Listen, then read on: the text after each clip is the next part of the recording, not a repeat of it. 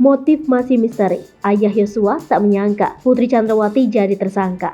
Samuel Huta Barat, orang tua almarhum Brigadir J, sangat mengapresiasi atas ditetapkannya Putri Chandrawati, istrinya Irjen Ferdy Sambo, atas kematian anaknya. Samuel benar-benar tak menyangka Putri menjadi tersangka. Ditanyai, apakah sebelumnya sudah menduga bahwa Putri bakal menjadi tersangka? Samuel mengatakan awalnya cuma menduga tidak mungkin Putri ada di TKP.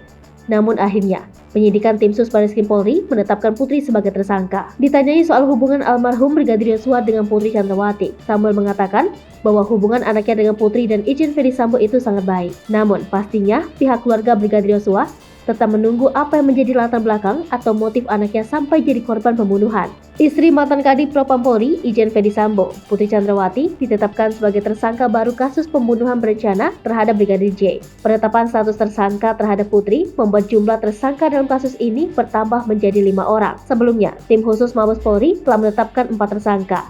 Mereka adalah Irjen Ferdy Sambo, Barada Richard Eliezer atau Baradae, Bribka Riki Rizal, dan seorang ART Sambo bernama Kuat Ma'ruf. Brigadir J tewas setelah diduga ditembak Baradae di rumah dinas Sambo di Duren 3, Jakarta Selatan. Menurut keterangan polisi, Baradae menembak Brigadir J atas perintah Ferdy Sambo.